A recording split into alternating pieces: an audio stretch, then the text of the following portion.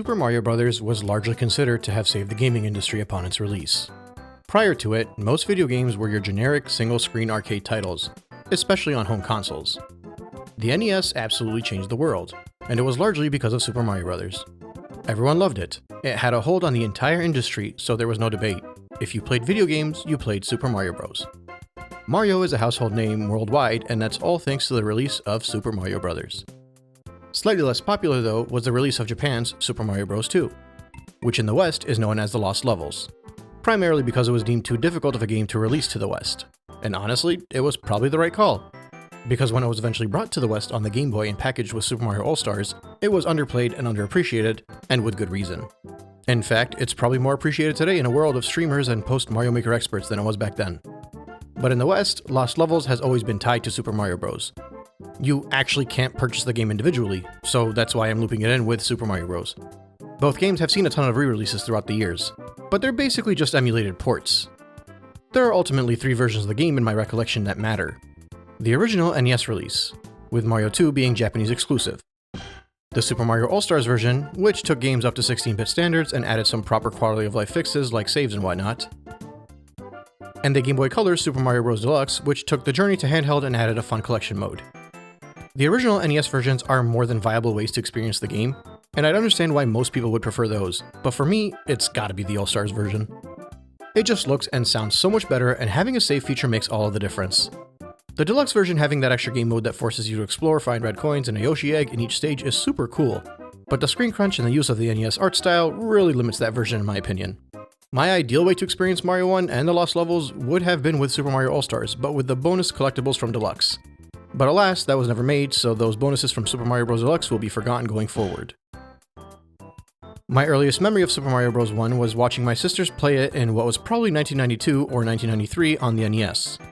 The All-Stars version I remember a little bit better, but all that usually sticks out to me from my earliest memories is the peck on the cheek Peach gives Mario at the end of the game. Beyond that, I don't think I played too much of Mario 1 after the N64 came out, until it was released on the Wii where I started speedrunning the game with the Wiimote. It was loads of fun, but could only keep me entertained for so long. Recently I decided to run through all the Mario games and ended up playing the All-Stars version of both Mario 1 and the Lost Levels to full completion, albeit with using the rewind feature during the Lost Levels. And honestly, I barely wanted to fully play through the Lost Levels because I didn't have the patience for it. I genuinely don't think I'll ever play that game again. I don't enjoy it. But as I mentioned earlier, Super Mario All-Stars completely slapped a fresh coat of paint on Mario 1 and the Lost Levels. The games look so much nicer on the SNES than they ever did on the NES. The NES almost had a muddied look to it that I didn't realize until I got older. But the SNES? Man, there's a reason people are still developing new games with this art style from the 16-bit era. That being said, the game does feature a bunch of repeated themes. There are really only a handful of aesthetics and backgrounds used in these games, which obviously is a limitation of the time, but still isn't too offensive while experiencing the game. Overall, it has a bright and cheery tone, so when you get to stages that take place during the night, or go underground or to a Bowser stage, you really feel a tone shift. It's an okay art style, but not even remotely close to the best in the series. Mario 1 is broken down into 8 worlds of 4 levels, where the 4th level is always Bowser's Castle. 1-1 is your typical grassland introductory stage. Finish that, and you go underground to 1-2 with a darker theme. You also might find the famous secret exit shortcut that moves across the game quicker, but let's be real, that was really only put there because this game originally had no save features. 1-3 sees you back on the surface with a bit trickier platforming and bottomless pits, while finally 1-4 sees you face off against Bowser. The boss battles in this game are basically all the same. As you move along, Bowser will eventually throw some hammers at you, or you might have a platform overhead to throw you off, but usually a good jump or a quick run underneath is all you really need. World 2-2 introduces the underwater themes and swimming gameplay, and 2-3 introduces you to those long bridges and Cheep Cheeps. World 3 ups the platforming a bit and gives the stage a night theme, and World 4 almost makes the game feel like it's starting all over again, just a bit harder. But it's from World 5 where the game actually begins. It's the point of the game where the designers know that if you made it this far, you want to be tested. Everything just starts becoming a lot harder. Bowser stages start to force you to solve riddles, albeit relatively simple ones to advance. And somewhere through World 7 you'll probably freak out because you got a game over and have to redo 7-1 and 7-2. The game actually has a really good difficulty curve in my opinion. There's something to be said about games that get frustratingly difficult near the end. I know there are a lot of people who tend to hate on these aspects of games, and honestly, as much as they frustrate me sometimes, the sense of accomplishment you get from completing a game that is just so blatantly unfair when you reach the end is unlike any other Russian gaming I get. So overall, I like the way Super Mario Bros. Advances through the game. But that being said, it does take a bunch of practice to figure out hitboxes, or the momentum of your jumps, or even what gaps are small enough to run over while going through a stage. So I think the fact that a game over takes you back to the beginning of the world is unreasonable. And for some people, I think playing the last couple of worlds without save states or a rewind feature would be considered unreasonable. But regardless of how you get through this game, it's a game that's worth getting through, and you'll find some challenges more enjoyable than others. The secret areas in this game are the shortcuts I mentioned earlier and a few bonus locations where you can collect a few coins. There are a lot of reused assets and straight up level templates throughout the game, and it could get very repetitive defeating Bowser and speaking to Toad after each level. But when you finally beat the last castle and get that smooch on the cheek from the princess, there's always a nice sense of accomplishment on this short journey. But weirdly enough, and I know this might sound like a bit of a reach, in order to enjoy the gameplay of Mario 1, I play it as if it's a Sonic game. Something that's always irked me throughout my life is hearing Sonic fans go on about how Mario is this slow 2D platformer that's played as if it was being controlled by your grandmother or your 4-year-old child. It's not. Not for actual gamers anyway. Mario games are most enjoyable when you get into the swing of things, and you never stop. Not unlike Sonic games. And that goes double for Mario 1, where your control over Mario sees you drop abruptly after a poor jump or ruin your precision platforming if you hesitate and move your hand off the run button. Mario feels very heavy in this game. It can easily be chalked down to poor controls or game design, and I wouldn't argue if you made that claim. But the enjoyment of Mario 1 comes from not stopping. Your punishment isn't simply death in this game, it's having to speed back up. Which is literally what a Sonic game is. Or at least what was introduced to Sonic in Sonic 2. Aside from that, the completion bonus isn't all that. Mario starts the game over with Beetles instead of Goombas, and honestly, it's barely any different. And then you also have the lost levels to play, and it's such a frustrating and difficult experience that it might not even be worth your time.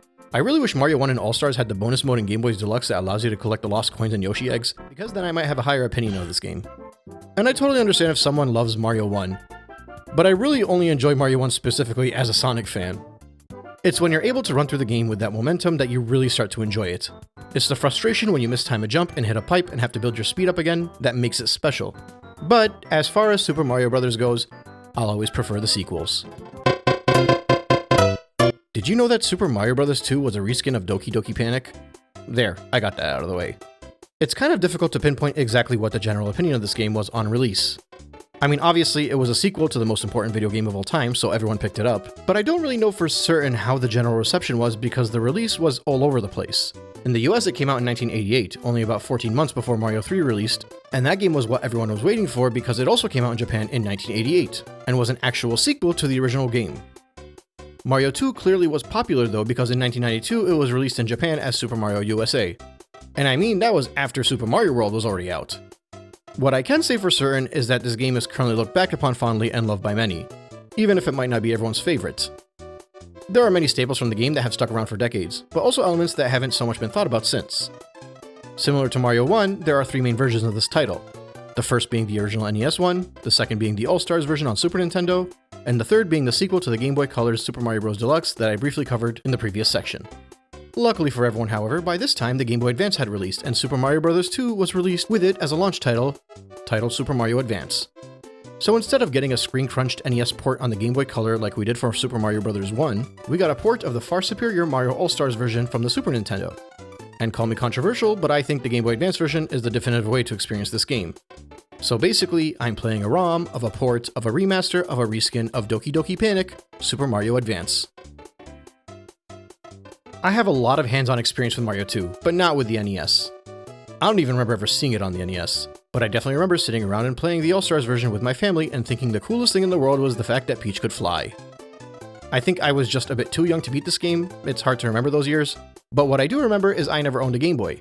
My older brother did, and the only games we played were Pokemon Blue, Yellow, and Tetris. I never owned a Game Boy Color either. But around 9 or 10 years old, I was sure I could convince my dad to buy me one, if I tried hard enough. So I asked, and I asked, and I asked. And then I figured I'd sit back and wait for my birthday or a holiday and hope for the best. And then one day my dad came home from work with a box that had a Game Boy Advance in it. And my first thought was, dang it, he bought the wrong thing. Shoot, I didn't know what a Game Boy Advance was. I thought it was one of those weird Chinese knockoff consoles with 2,000 games in one, but they're not really 2,000 games in one.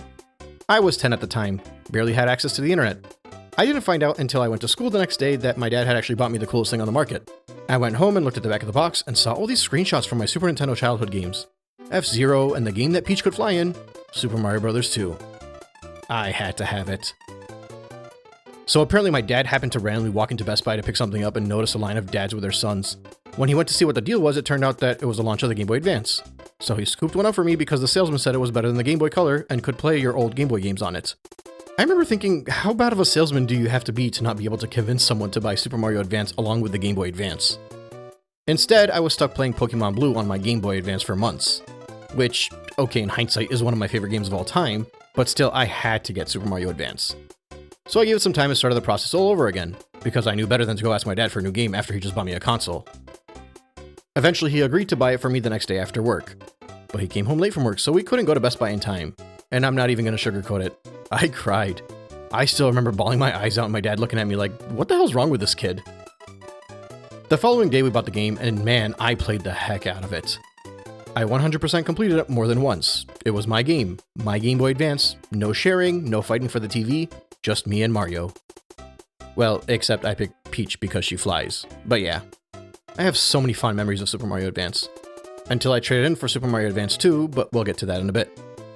After not touching the game for about, 15 years, I revisited it again in 2019 and 100%ed it again with relative ease. And finally, played it again for this review, and I still love the heck out of it. And I don't care what anybody says, the characters' voices don't ruin the experience, and to me it feels like something people say because they want the Super Nintendo version to be the definitive edition. But as a millennial born in the early 90s, I started with Super Nintendo at 3 or 4 and played it for almost a decade while owning Super Mario All-Stars. And for me, the Game Boy Advance versions of the Mario All-Stars games had enough quality of life improvements to make them better, especially when it came to full completion. But anyway, aesthetically speaking, for Mario 2 you're not really going to see much of an improvement from Mario 1 since the 16-bit versions were both released simultaneously on the Super Nintendo. But that's not really a bad thing. It still has that classic sprite work that so many people love to this day. It looks great for the Game Boy Advance, but admittedly Super Mario 3 and World look better. But it's really hard to compete with those juggernauts. In Mario 2 we find ourselves with a list of 20 levels, 6 worlds of 3, and World 7 containing the final 2 levels. The game is very different to Mario 1 though. It's no longer just a scroll to the right platformer. Instead, it has many moments where you might find yourself going up, down, and even back in some instances. You still need to get to the end of the level though. You just more or less have to journey through multiple doors and areas to find the end of the stage. Most levels end with a fight against Birdo, making its inaugural appearance in this game along with Shy Guy and Bob-omb and a few other staples in the franchise. And you complete the stage by walking into a hawk's mouth. Yeah, just go with it. I didn't really cover the story, but it's all Mario's dream apparently, so it's kinda bizarre. At the end of every third stage, you face a boss battle that's slightly more difficult than Birdo. They're fairly repetitive, and in some cases, literally the exact same bosses, but it's a drastic improvement over what we saw in Mario 1. My favorite boss is probably the giant Birdo boss. It kinda reminds me of Metroid Fusion, strangely enough. Actually, this whole game kinda feels like it's borrowed aspects from Metroidvanias. I know that once again sounds like a reach, but hear me out. It's hard to consider this title as an action platformer. You spend a lot of time having to search where to go rather than simply trying to platform your way to the end of the level. And if you're strictly playing this game to the end like a platformer, then it's not even that fun. I mean, sure, it's cool that each world has a different theme this time around, so it fits the game's progression a lot more, but the reason Mario Advance specifically is the definitive version of Mario 2 for me all comes down to one simple thing: the red coins. This game is significantly better if you look at it as a collectathon instead of a platformer. The red coin search is one of the best things about this game, and the level design complements the search very well. In fact, my preferred way to play this game is to try and collect as many red coins as possible before completing the stage, and coming back after beating the game to collect the rest of the coins. Now I know coin collectibles aren't exactly groundbreaking. They were basically in every 2D Mario title released since the year 2000, but the difference is those games actually make for good platformers, whereas Mario 2 thrives in being a collectathon, and it takes it a step further by adding hidden Yoshi eggs in each level to find after you get all of the red coins. The issue though is that finding the Yoshi eggs isn't nearly as fun, and you probably need a guide to get all of them. But they're a decent addition to the whole experience. For those of you who don't know, Mario 2 works off of a health system instead of a typical mushroom power-up system. In order to increase the number of hearts of health you have, you gotta use potions to create a door to an alternate dimension where you can hope to find a special mushroom to increase your heart count. The problem is that sometimes you have to go on a journey with the potion bottle to figure out where that mushroom is. It's not a huge deal because you can beat the game fine without getting the extra heart in a lot of instances. The problem is that during the Yoshi Egg hunt, the same rules apply. You have to break the potion bottle exactly in the right location and hope that when you get through the door, the Yoshi Egg is there. Otherwise, you just wasted the potion bottle and would have to exit the area and return if you wanted to try again, which isn't always possible. And what's worse is sometimes when you enter the area, the egg doesn't immediately show up, so you exit through the door, and while you're leaving, you see it fall from the sky. I'm not sure it was totally necessary to make some of them fall from the sky when you already had to traverse the level in hopes of finding the right place to break the potion bottle in the first place. This is basically why I think you're probably going to need a guide to fully complete this game. If the Yoshi Eggs were implemented in a better manner, I'd praise them a lot more. But all in all, I think Mario Advance makes for a really good 2D collectathon more than anything else. And since the All-Stars and NES versions don't have the red coins, then they're just not as fun. But that being said, and I don't know if this is a one-time thing, it does feel like the control in Mario & Luigi is a bit tighter in the All-Stars version. I initially started out thinking I wouldn't play as Peach this time so I can get a different experience, but I quickly found myself going back to her because the brothers felt a bit too slippery, and Toad's lack of verticality hindered my experience with him. It eventually led me to switching over to the All-Stars version to see if the brothers controlled better there, and they did feel a bit tighter, but could have just been me adjusting to the gameplay. I'm not sure. Regardless, I have no issues playing with Peach. It's funny because if this game was released today, reviewers and everyone online would go on about how Peach is the easy mode and only noobs use her. I remember everyone back then just used to say she was the best character because she could fly. And I still think that's the case. As I said, this isn't really a game to test out your platforming skills. It's more of an adventure, and the slippery controls means it's much better to use Peach so you don't screw up a jump during your adventure. The last thing I wanted to comment on is the difficulty curve. While there are no specific moments where it feels like the game suddenly is trying to test you, there are a lot more challenges and hiccups that slow you down along the way as you progress. Mainly these floating masks that chase you when you pick up a key, and while many people like to comment on the difficulty of the barrage of enemies on the slippery ice in World 4, I personally find it to be one of the most enjoyable challenges of the game. There are moments throughout that you might have to repeat a few times, but it's all very much beatable. The bigger joy is in collecting the red coins, and to a much lesser extent, the Yoshi eggs. If you haven't done so already, give this game a shot from a completionist lens. Mario Advance is a game I hold so much nostalgia for. But I think Mario 2 being a tad bit too slow in a lot of areas, the screen having to frequently shift every time you move across a stage, the controls that feel like they could use a little work, it all tends to set this game back ever so slightly. Even playing it now, I find some frustrating moments that while I enjoy overcoming, at the end of the day, they're pretty annoying experiences. So while I prefer Mario 2 to Mario 1, I'd say the leap to the next game is much more drastic. Have you ever just clicked with a game, picked up the controller for the first time and started moving around, immediately knew this was going to be something you'd love for a long time? There are only a handful of moments you might feel that throughout your life in gaming, but every time it happens, it's special. Special moments like that are what define young gamers. I'm sure you could relate. You might not be envisioning the same game I am, but you know the feeling I'm talking about. For many gamers, the first time they felt this was with Mario 3. Not necessarily the first game they played, but the first time they were absolutely blown away by a game that they still love to this day. And they're not alone. Leading up to Mario 3, there was more generated hype than possibly any other game since. Movies giving the West the first real look at the game, commercials highlighting the mustachioed Italians' dominance, everyone's grandma talking about buying Mario on the Nintendo for us even though they barely knew how to turn on a TV. The hype was undoubtedly real. Hype that was seemingly impossible to live up to, but sweet Green on a Bowser did live up to that hype. It was a favorite amongst favorites, a game that shaped an entire generation of Mario fans. A game that is the favorite 2D Mario for a good chunk of the fanbase, with only Mario World really creating competition for that title. It's still loved and still holds up as an iconic title that's worth revisiting, or even playing for the first time, and that's precisely why so many gamers still talk about playing it today. And it helps that it's been playable on pretty much every Nintendo console. Similar to the other classic Mario titles, we have three main versions. The original NES version, the Mario All-Stars version, and the Game Boy Advance version. Do I really need to go through this again? The NES version is outdated, no save features, and muddied 8-bit colors. It's still good for a fun time, but the other two versions do everything better in my opinion. The All-Star version is completely viable, but just as I did previously, I prefer the Game Boy Advance version. It takes the aesthetics of the All-Star version and creates quality of life improvements that make the game more playable today than the All-Star versions was. It also has a bunch of e-reader levels which include remade stages and power-ups from other Mario titles, as well as the addition of collectible coins in those stages. Now obviously I don't expect you to collect e-reader cards and play those levels on original hardware, and if you do, kudos to you. But if you experience this game on NSO, those levels come preloaded. Now while the e-reader levels are very cool and the fact that you have collectible coins in there makes the game even better and lasts longer, I won't be discussing them too much for this review because quite frankly Mario 3 is a complete experience and can hold its own without the e-reader levels. And also because these things were so much cooler before Mario Maker came out. Still, they're a neat bonus and I do enjoy going back to them.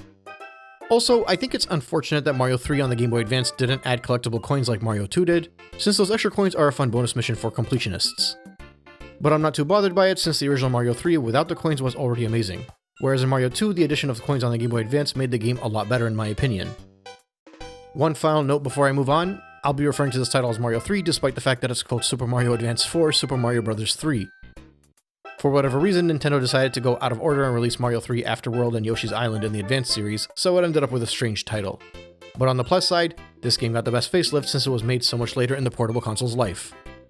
Now, Mario 3 is a game I originally completely skipped on the NES when I was a kid, and actually, I barely even played it on the SNES. In fact, I didn't even own the Game Boy Advance version. Actually, I've long been trying to figure out how I have so much nostalgia for this game and so many fond memories of Mario 3, since I couldn't pinpoint when and where I played it growing up. I'm guessing I played it on the All-Stars version, but I was too young to know it was Mario 3 and not one of the other Mario games. There's always one thing that sticks out to me in my memory from the All-Star games. Mario 1 was the victory peck on the cheek by Peach, Mario 2 was Peach flying, Mario World was Yoshi, and for Mario 3, believe it or not, it was the shoe power-up. It's such an obscure moment of the game, but it was so unique that during my long hiatus from the game from the ages of 5 to roughly 15, that was the thing I remember most. In fact, when I replayed the game so many years later, I was actually disappointed when I realized the shoe was basically only in one level. Nostalgia is a hell of a thing.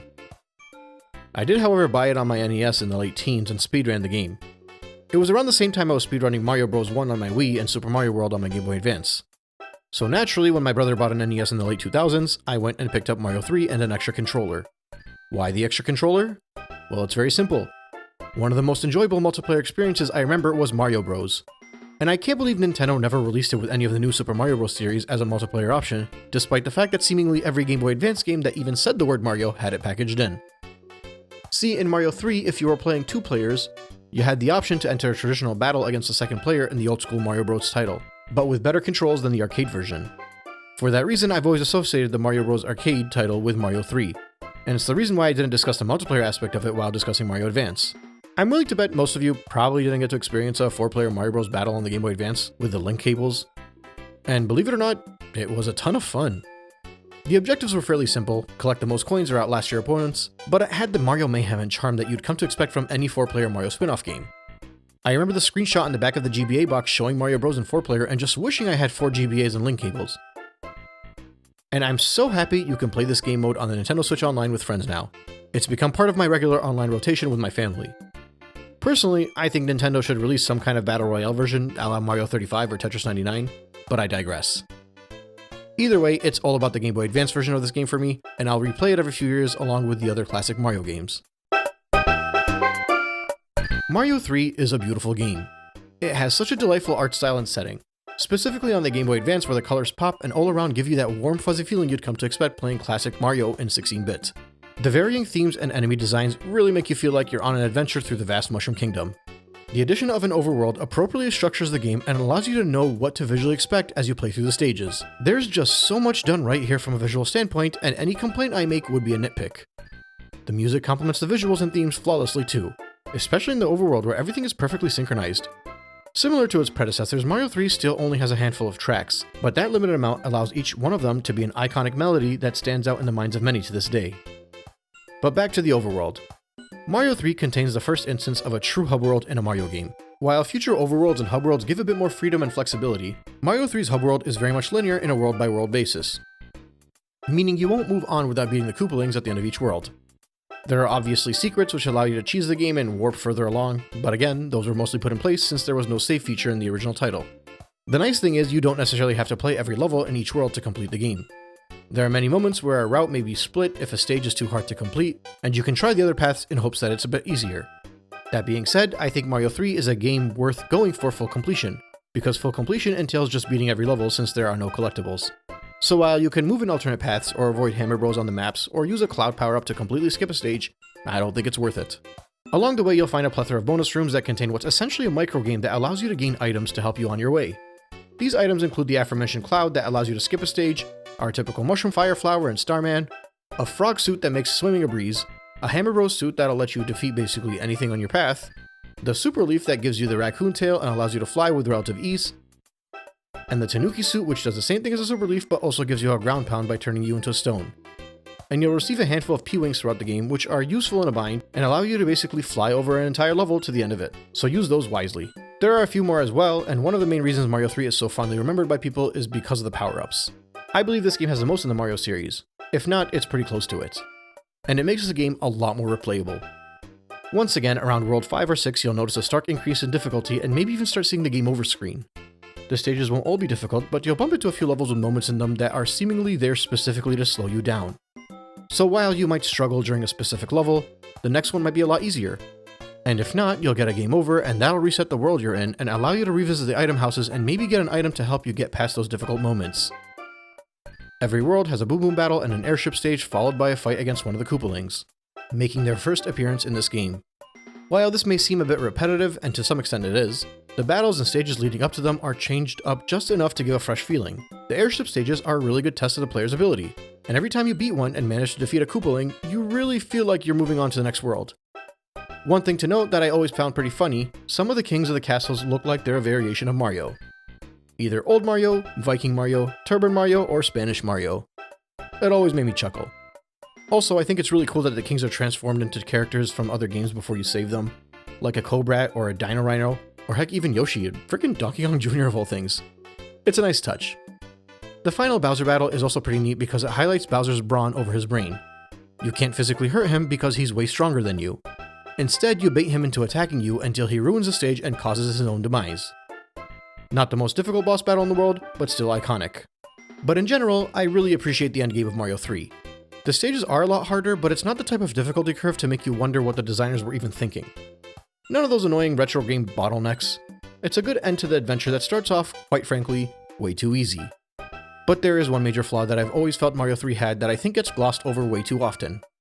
While there are a ton of stages, 90 not including the bonuses, and they have a variety of designs and settings to keep things fresh and memorable, the fundamental issue most of these levels have is that they're way too short. Especially in the early game. But you'll still see it later in the game. Some of the stages are finished with a handful of jumps and holding right in less than 20 seconds. It shouldn't take me longer to watch a victory screen at the end of the stage and move through the overworld than it does to play a level. It really makes me appreciate the checkpoint system that was introduced in Super Mario World that allowed for longer stages. I realize it's likely a product of the time, but for a game as large and varied as Mario 3, having these short bursts of levels quickly end before you even start to feel like you got a proper chance to experience them is in my opinion one of its biggest flaws. But at the end of the day, Mario 3 feels so much more like a total and complete experience than Mario 1 and 2 do. While Mario 3 has its flaws, there isn't much that was added to the experience in Mario World to really advance the game. Whereas I felt like there was a lot more added in the jump from 2 to 3, despite the fact that I absolutely adore both of these games, and probably forgive their flaws more than most people do. But it's pretty clear to me that Mario 3 feels like a fully complete game that has realized its potential. And it's probably because Mario 3 is the third game in the series. I'm not sure, but the reality is, if it wasn't for the next game, I'd see Mario 3 as the peak of the classic era.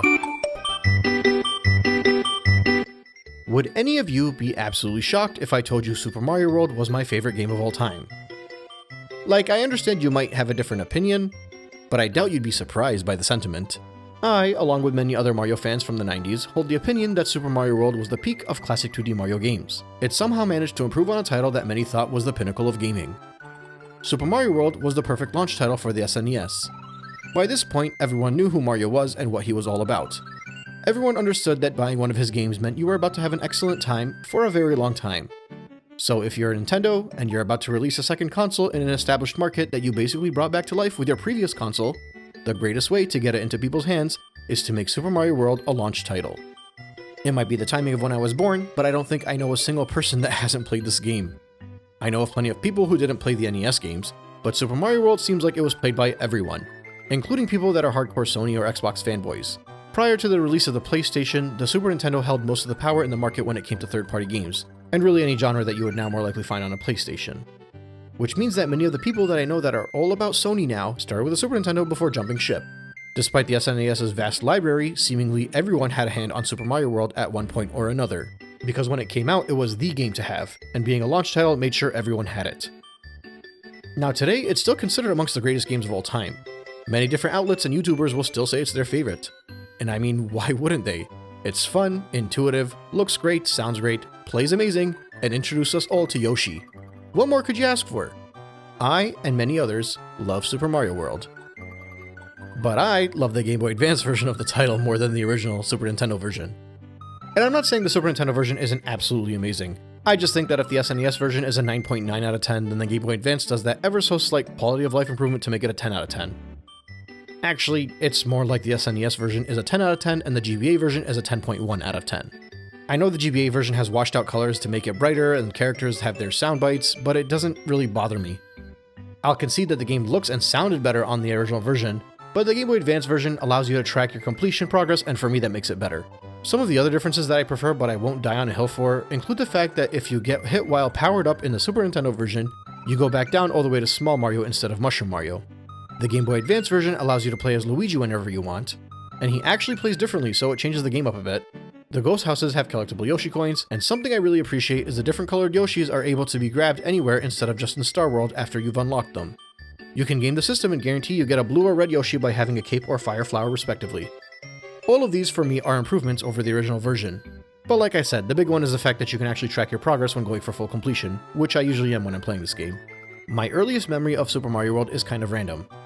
I was young and visiting a family friend's house, and when I got there, the parents had the kids pause the game while they were playing. On the screen was a baby red Yoshi being held by Mario. It's such a weird memory, but I remember when we finally bought the game shortly after, I couldn't figure out where to find the red Yoshi. Of course, now I realize it's because I didn't know how to find a secret exit to get to Star World, but back then I had convinced myself that I was seeing things on that pause screen at my friend's house. I played a lot of Super Mario World on the SNES, but it honestly wasn't until I brought it on Game Boy Advance that I really started getting good at it. I guess that's the difference between playing a game at 4 or 5 years old and playing it at 11 or 12. I remember trading in Super Mario Advance for it, and never once regretting it, despite the fact that I absolutely love the Super Mario Bros. 2 GBA port. It's just that Super Mario World was an improvement in basically every way. I spent most of the summer leading up to 7th grade playing this game, and then I just kept playing it for years. I started watching speedrunners online and figuring out how to mimic what they do to speedrun the game myself. I think my best time was around 12 minutes, and I remember achieving that by practicing what others were doing online over and over again until I managed to match their time or at least get close to it. This is one of those games that I have to revisit every few years.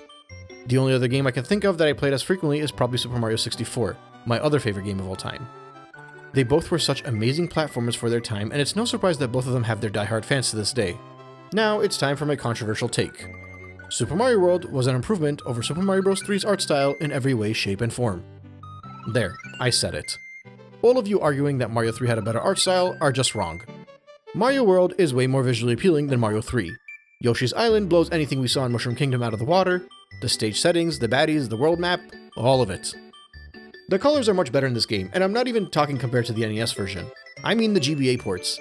It is absurd to me that anyone can think that Mario 3 looks better when Mario's eyes are literally nothing but a black dot. Okay, sorry, I'm done. Well, kind of. Everything I just said about the art style goes double for the music. Super Mario World has the best soundtrack in the classic era of Mario games. This game's music is so memorable and iconic that it rivals the inaugural soundtrack of Mario 1 for most recognizable tunes.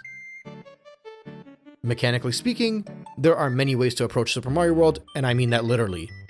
For all of you that are fans of open world games with varying paths and multiple routes, this game's overworld should appeal to you. From the first moment you boot up the game, it gives you the option to move left or right. Either of these choices could be the first level you experience in the game. Both levels are good for teaching you a few new aspects, while also reteaching you some tropes taken from the previous titles. You might notice your moveset has improved a bit.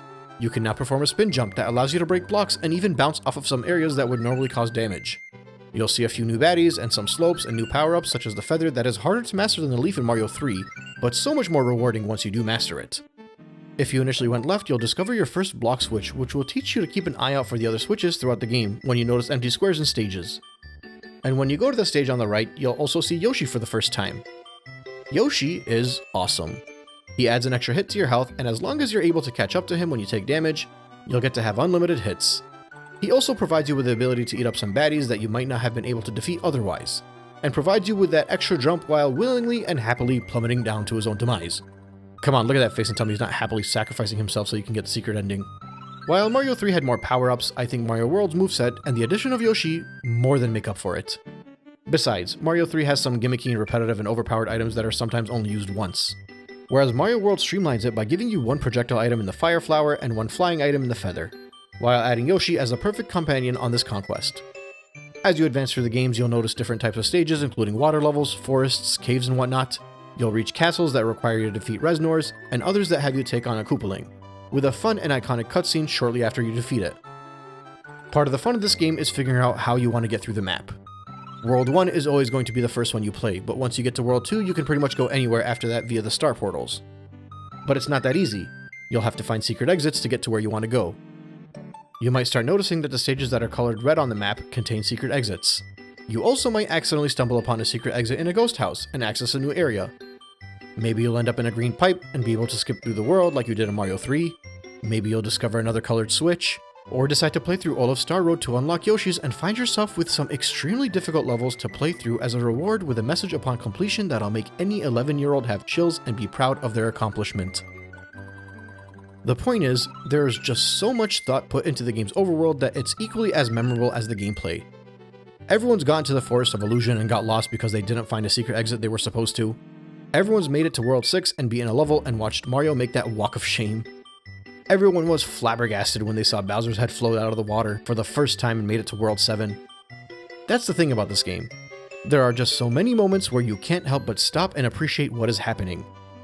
The feeling when you realize you could actually defeat a charging Chuck, or mastering the timing of defeating Resnors and Koopalings, or solving the puzzles in the ghost houses that you might have spent hours on, or finally making your way to Bowser himself and having one of the greatest standoffs with him to date.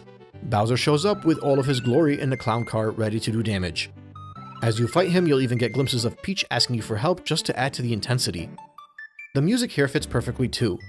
It's one of those boss battles where you feel like you have to be in the zone to beat it the first time. Especially when you consider everything you endured to make it to Bowser on this amazing journey with this giant overworld. Or, well, if you just took shortcuts throughout the stages and came back through Bowser's back door. Either way, the battle is epic, and the first time you defeat Bowser in this game is so rewarding because it's the first true challenging Bowser battle in the series. Man, I love this game.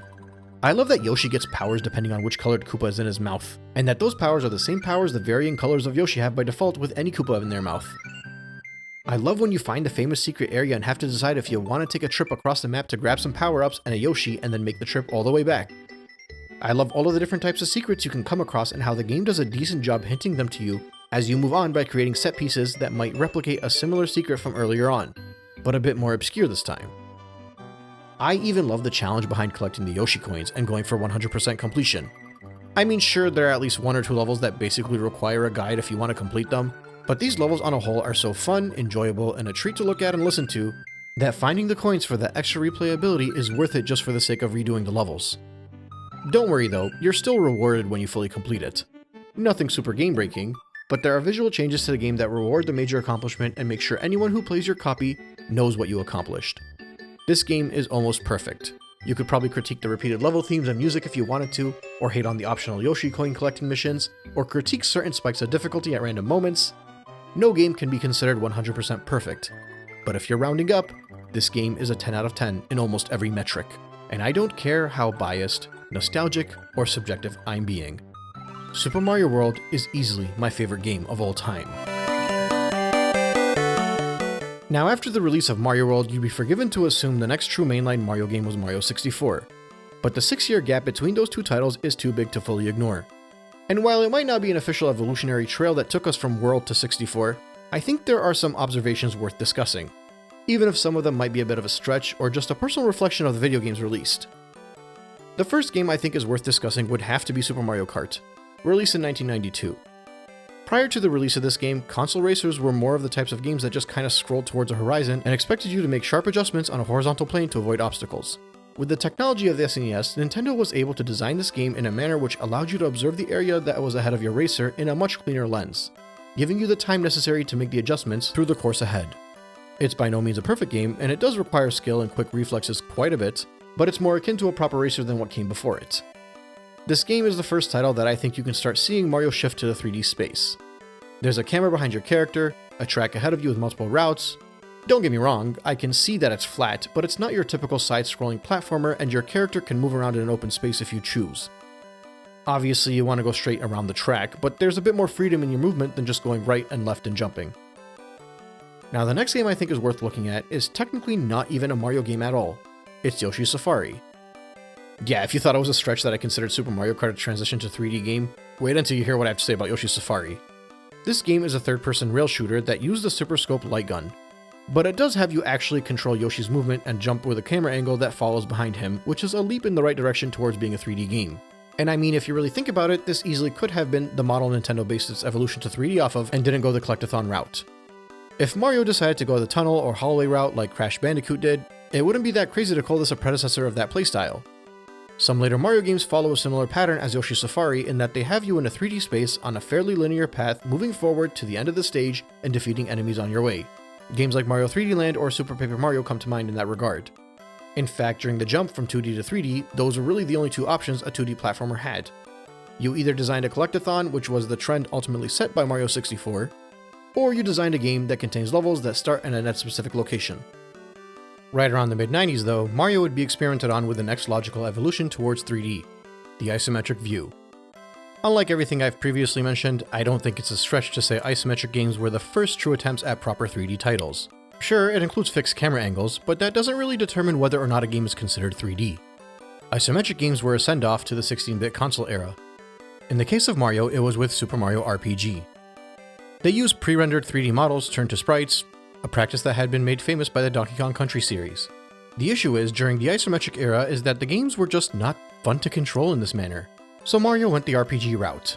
And they had the experience of Square Enix for development, so they knew how to make a good RPG. What's lost in general gameplay and controls for Mario RPG is made up for in the implementation of turn-based battles, beautiful scenery for the time, and a great story with memorable characters and enjoyable dialogue throughout. Mario clearly benefited from having Square Enix on board. Even if you got rid of the turn-based battles, everything else about the game would lift it up.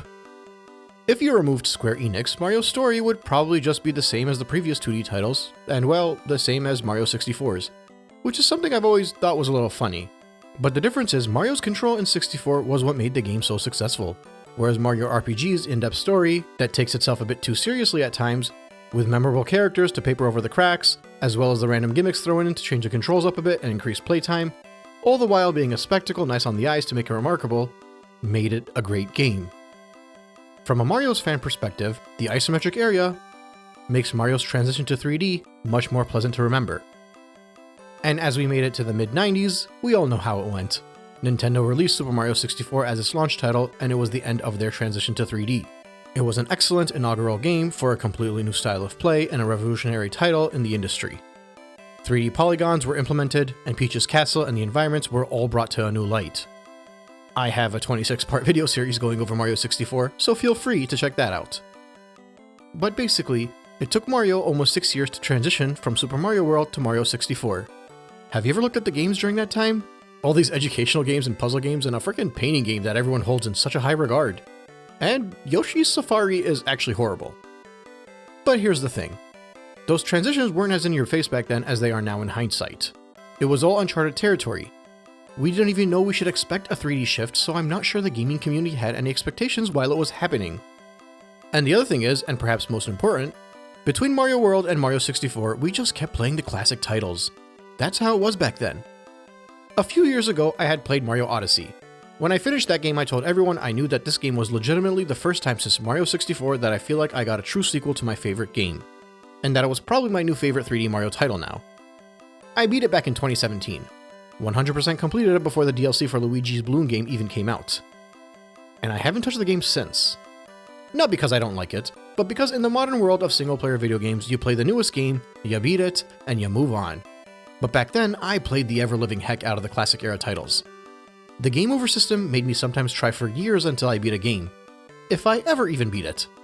And it wasn't considered odd. It was the norm. I'd wake up on a Saturday, throw in a Mario Brothers game, play until it's time to turn the game off without saving it. And even with Mario World, you kept playing because there was always something new to discover. Some new area you never knew how to beat, and you didn't have access to the internet to tell you how to move on. I realize I'm turning this into a 90s nostalgia fest, so I'll stop, but something I do appreciate about the Mario fandom that doesn't really exist in many other fandoms is their behavior towards games that don't have a popular reputation when they release. For example, when Mario Sunshine came out, a lot of folks didn't like it.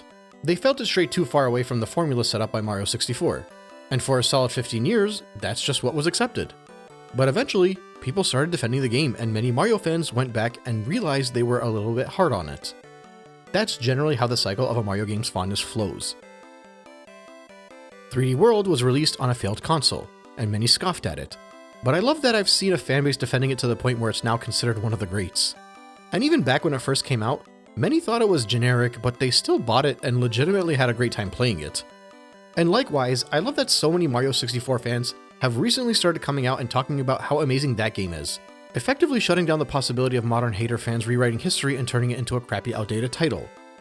Mario games are, have always been, and will always be special, and as long as Nintendo continues to feed us these amazing adventures, the fanbase will continue to defend even the most reasonable of criticisms towards the franchise. And as a fanboy, I'll always love that.